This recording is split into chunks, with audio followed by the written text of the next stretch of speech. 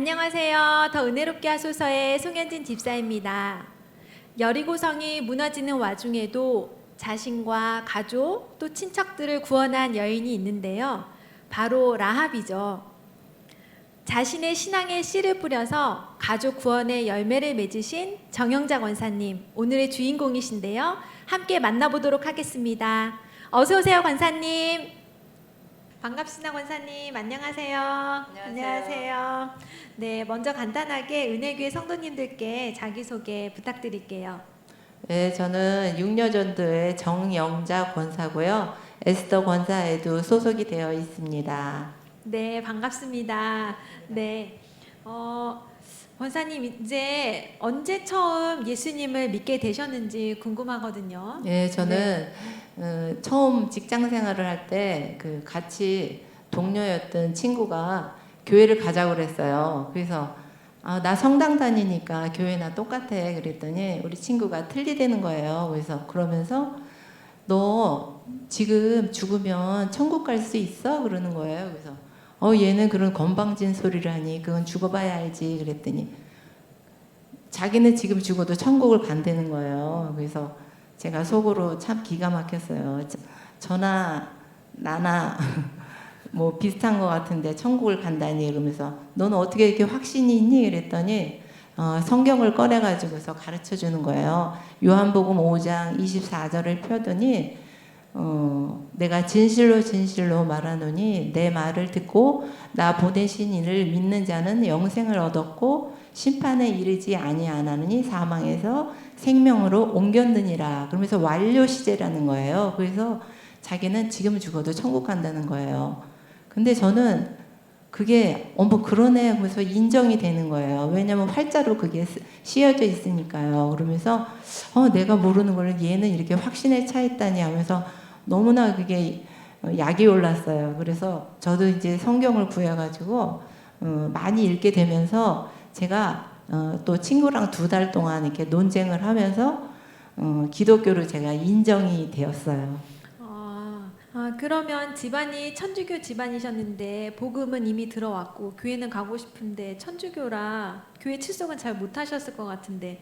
네, 그러던 중에 이제 소개로 남편을 만나서 결혼을 하게 되었어요. 그래서 남편이랑 같이 이제 교회 다니기로 했는데 또 시부모님은 교회를 안 나가고 있는 상황이셨기 때였고 또 그 북예동에 그 남편의 사촌형이 살았는데 그 집에서 이제 추석하고 구정 때는 그 제사가 있었어요. 그래서 이제 거기를 다 가야 되는데 저는 이제 거기 가기 싫어가지고 추석하고 구정 때 되면 일부러 직장에서 당직을 바꿔가지고 직장에서 당직을 하고 빠지고 그랬어요. 근데 그것도 이제 항상 그렇게 할 수 없으니까 그러니까 눈치가 보이고 그래서 집에서 이제 성경을 많이 읽고 그 말씀을 실천하려고 노력을 했어요.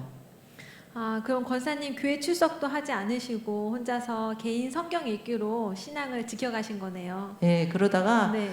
너무너무 그 교회를 가고 싶은 마음이 이제 커가지고 어느 날은 그냥 이제 아침에 딱 결심을 했어요. 오늘부터는 무조건 교회 가야지. 그러고서 주일날 이제 아침 먹고 설거지를 하고 나서 이제 안방에 가서 어머니 아버지한테 저 교회 갔다 올게요 그랬어요. 그랬더니 어머니가 이제 누워 계시다가 막 베개를 집어 던지고 아버님도 어떻게 하나 놔둬봐 막 이러셨어요. 우리 남편은 이제 눈이 이제 커지면서 깜짝 놀라고 그랬는데 저는 그냥 뛰쳐나왔어요. 그래서 이제 교회를 이제 가서 예배를 한번 드렸죠.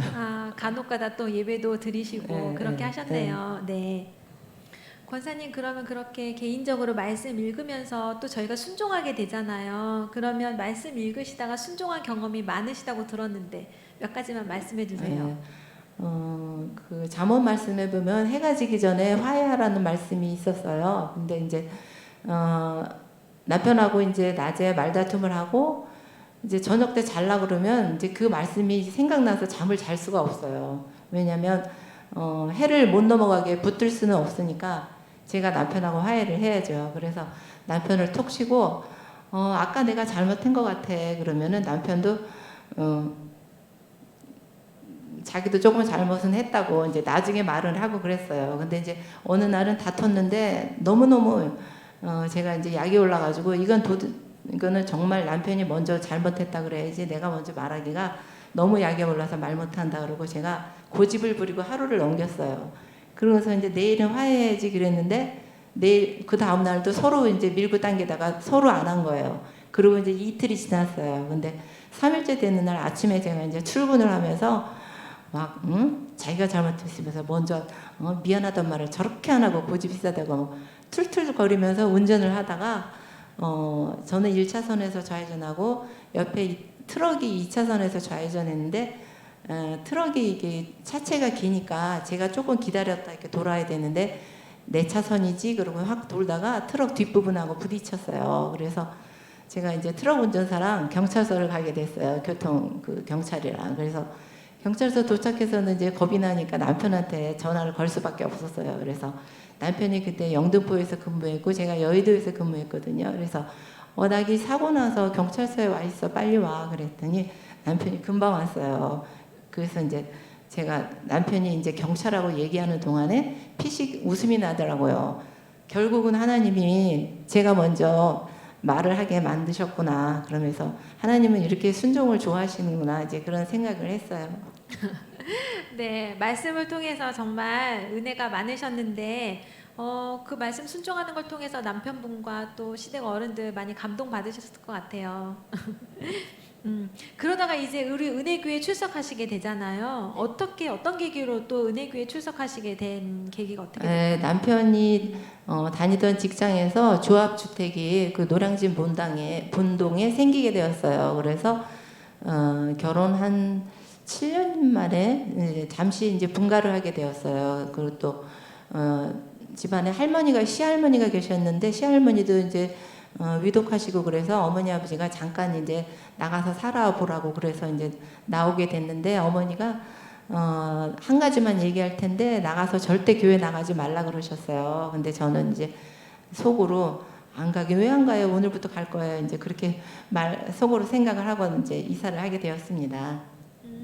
이사를 해서 그러면은 여러 교회가 있었을 거 아니에요. 어떻게 은혜교회에 출석하신 저는 네. 교회가 다 똑같은 줄 알았어요. 그래서 직장도 다니고 그러니까 무조건 제일 가까운 교회로 가야 되겠다 생각하고서 집 앞에 그 베델교회, 뭐 힌돌교회, 영광교회 그 세 개가 있었어요. 그래서 그날이 수요일이었는데 이번 주일에 요 셋 중에서 하나 나가야지 그러고 있는데 띵동 하는 거예요. 그래서 나가 보니까 은혜교회에서 나왔어요. 그러는 거예요. 그래서 보니까 여자 두 분이 계셔서 제가 반가워서 얼른 열어드리고 이제 다가를 대접했거든요. 그랬더니 제가 그렇지 않아도 교회 찾고 있었다고 그랬더니 은혜교회를 나와보시라는 거예요. 그래서 은혜교회는 못 봤어요. 그랬더니 길 건너서 그 좁은 골목 내려가서 왼쪽으로 보면 있다는 거예요. 근데 저는 오른쪽은 가봤어도 왼쪽은 안 가봤거든요. 오른쪽은 은행도 있고 마트도 있어서요. 그래서 그러면 제가 오늘 저녁 때 가겠다고 그래서 이제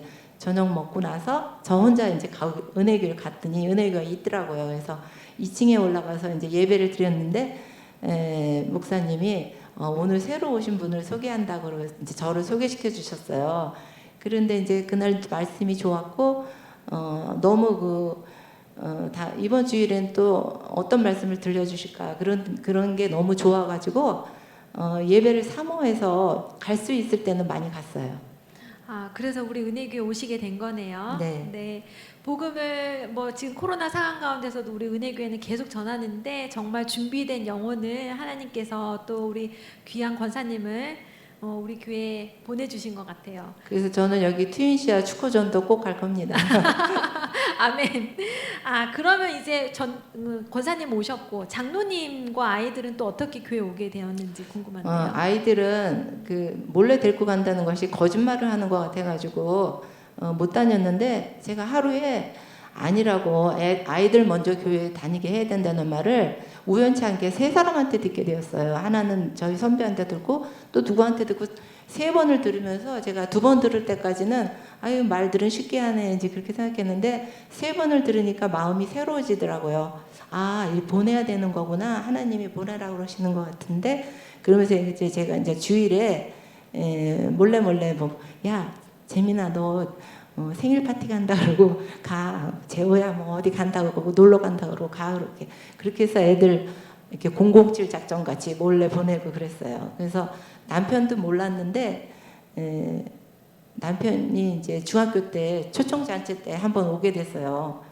그때 이제 와가지고서 이제 재민이가 그 중학교 1학년이었는데 제가 이제 우리 남편 처음 왔을 때 교회 사람들이 그 환영을 많이 해줬어요. 제가 그 동안에 기도 부탁을 많이 해놨어가지고 그랬는데 이제 중등부 부장을 하시던 그 강문수 집사님이 우리 남편한테 재민이가 아주 예배를 잘 드려요 그런 거예요. 그래서 우리 남편이 깜짝 놀라가지고 집에 오면서 자기 몰래 재민이 보냈냐고 막 맨 처음에는 화를 내더니 애들은 성경 배우면 나쁠 거 없잖아. 제가 이제 그래가지고서 무마가 되고 이제 남편까지 이렇게 007 작전 같이 그렇게 다니게 되었습니다.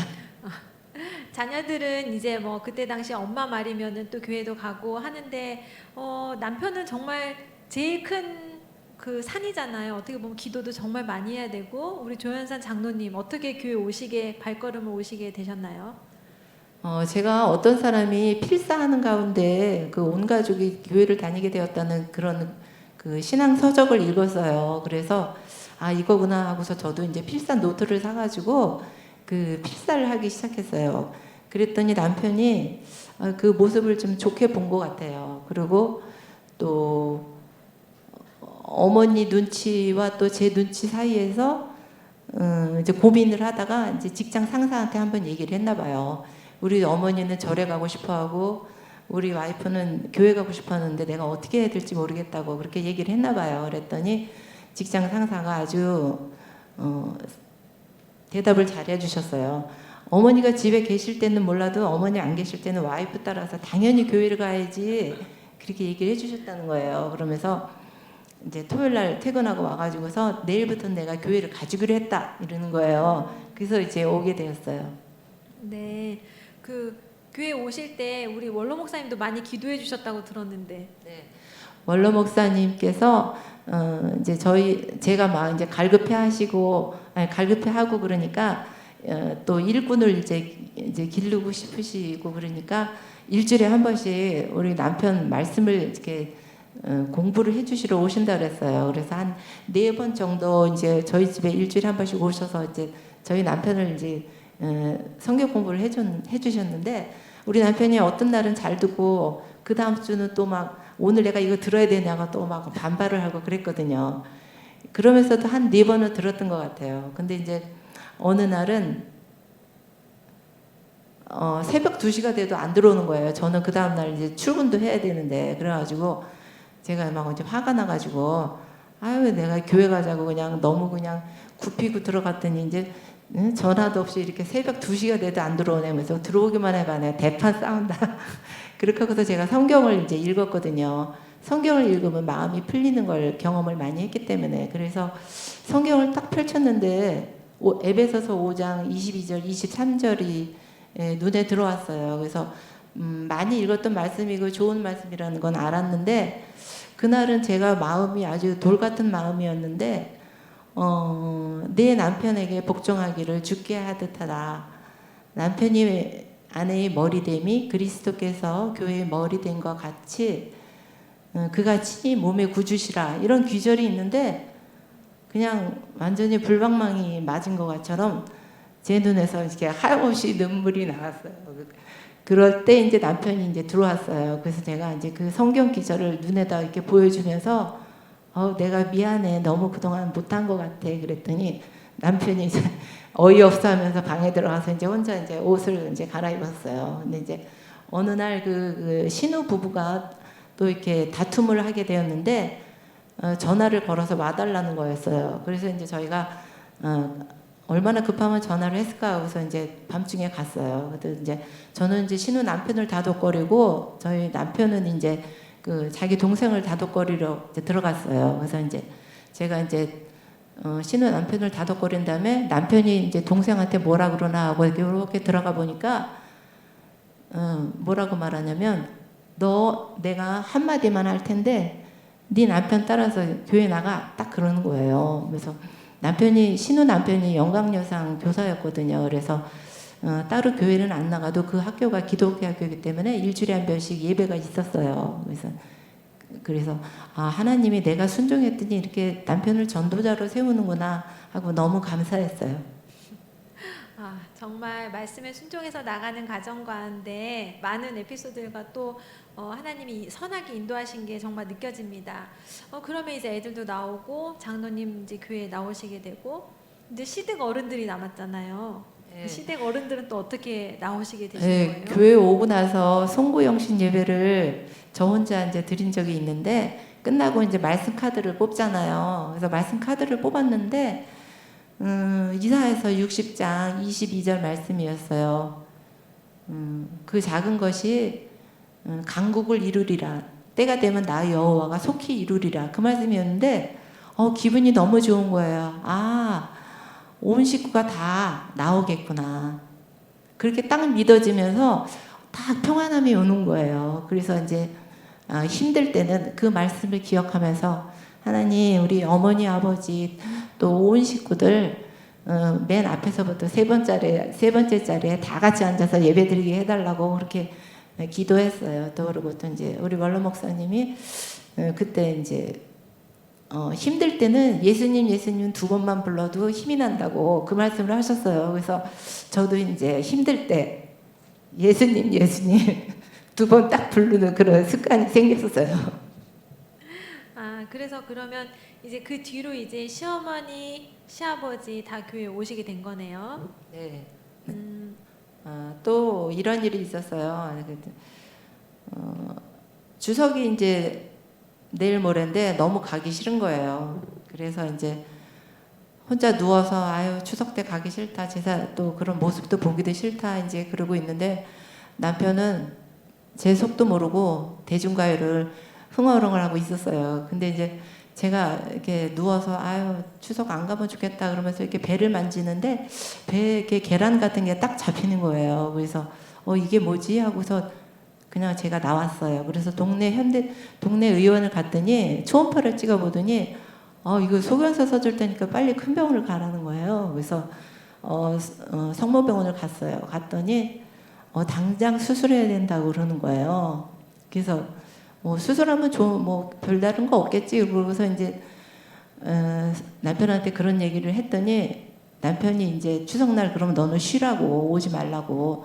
그래서 이제 추석날 이제 남편은 갔어요. 그리고 저는 추석날이 주일인데 교회 와가지고 신나가지고 원래까지 다 하고 이제 집에를 갔어요. 근데 이제 어머니가 이제 추석 때 큰 집에서 오셔가지고서 너 아프니? 이래요. 그래서 그냥 뭐 병원에서 수술하래요. 그랬더니 나는 어제 깜짝 놀랐다. 애비가 골목으로 나를 부르더니 큰 주먹으로 눈물을 훔치면서 내가 수술해야 된다고 그랬다고.